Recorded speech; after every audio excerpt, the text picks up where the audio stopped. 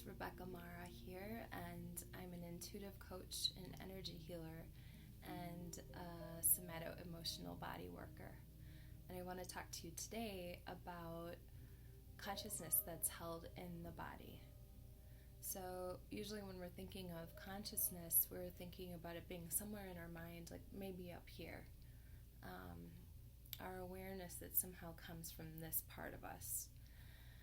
But actually, we have a whole field, a whole matrix of energy and consciousness around us in a circle, at least, in our bubble.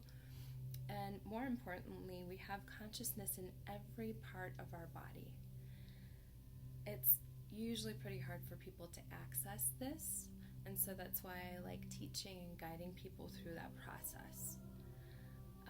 In my experience, it actually took some pretty intense, extremely painful body work for me to start discovering the way that we store things in our bodies.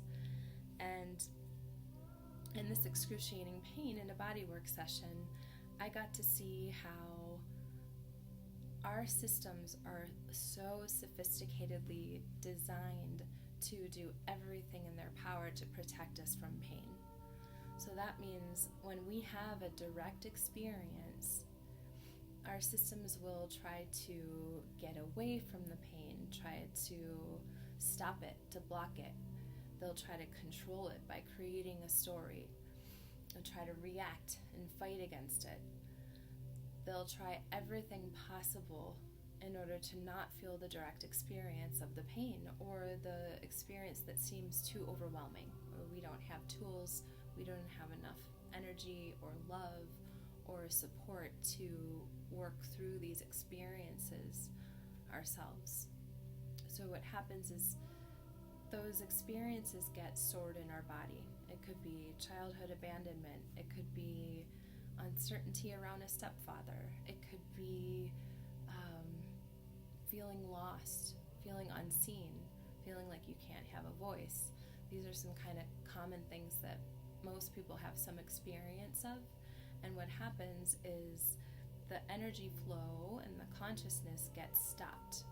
It almost is quarantined in time and space, and it gets stuck in its process, and it doesn't get to evolve because of the defense locking it into place. Now, this held defense stays in our nervous system somewhere through tension.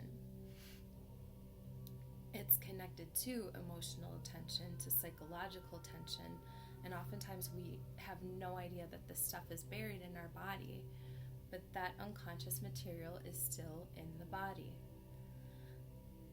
The first way for us to start uncovering that is to first start to be able to feel and experience more parts of ourselves. Meditation, body work, energy healing are all really helpful parts to get us in contact with ourselves, but it still doesn't necessarily get us in contact with what's being stored in our body.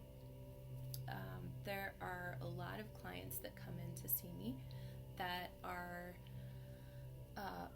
maybe they thought that they resolved the conflict between their parent and themselves, or they have an understanding in their psyche of, no, that doesn't bother me, it doesn't make sense to be upset about that. However, the emotion and the trauma or the experience that wasn't able to complete itself is still lodged in the energy body system. And you can find that by exploring it and exploring where the tension is held.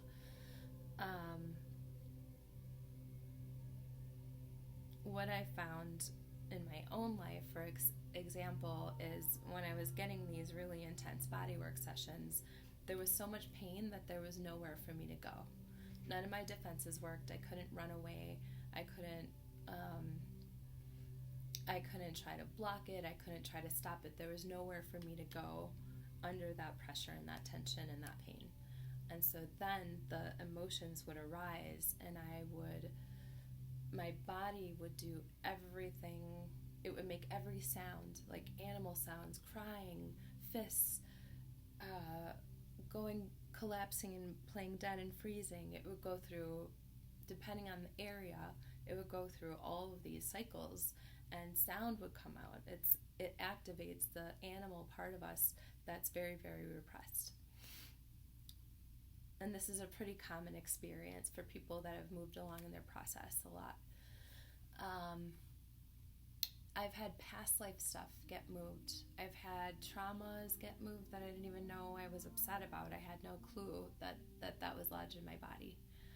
And I also want to mention that besides just dark unconscious stuff, there's also our pleasure body that lies undiscovered, or our fear around experiencing more pleasure that lies within all parts of our nervous system as well.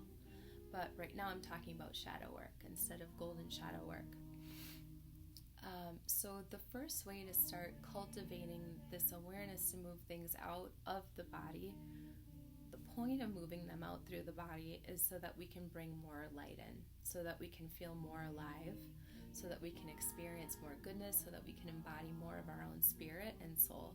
And I can guarantee you that when that happens, it's extremely blissful. It's really rewarding. But we've got to do the work to clear out the blocks, just to allow more capacity for that light to come in through us. So the first thing that I've been doing with my clients lately is you have to have breath. You have to have, it's not a forced breath, like how a lot of people do in yoga. It's not like, it's about contact. Your breath follows sensation and feeling and awareness, and your breath is part of you. It's an intimate part of your human experience. So we first start using breath and a loving presence in order to contact different parts of the body.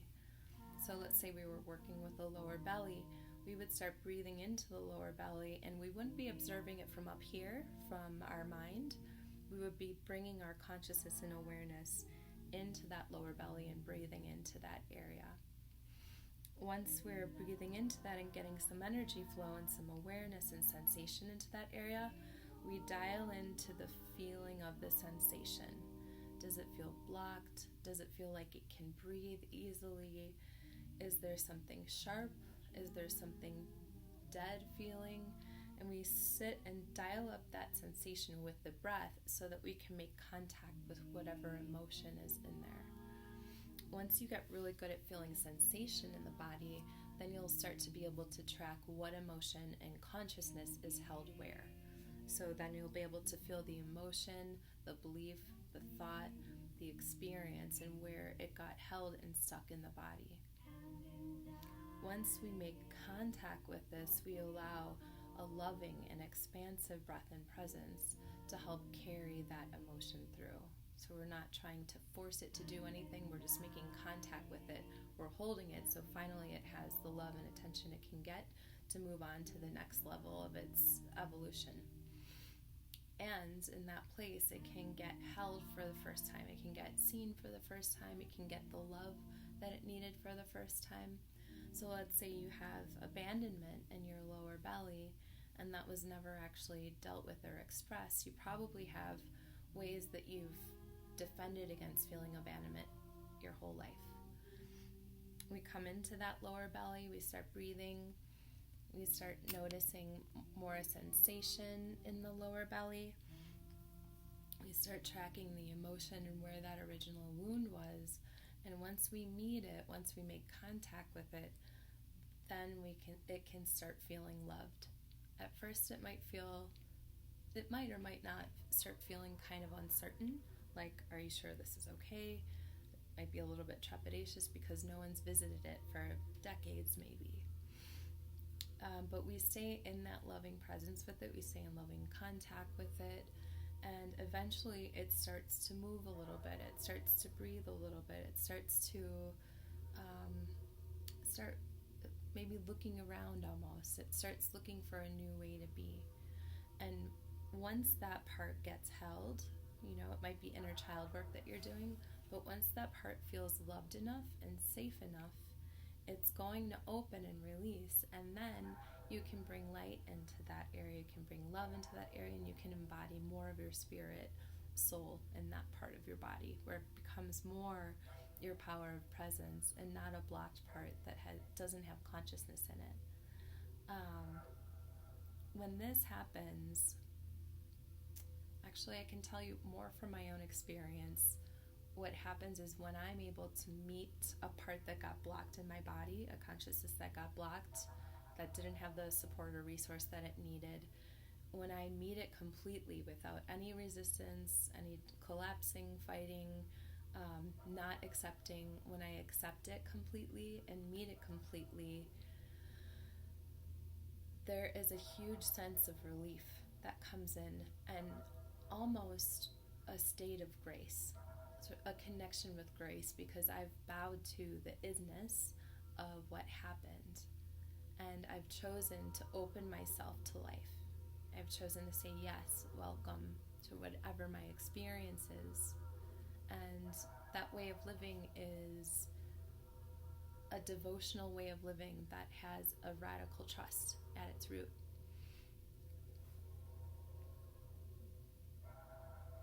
This is where we get more intimate with life, where we get more intimate with ourselves, where we get more intimate with each other and with grace, because there's no part of us that's looking away from it.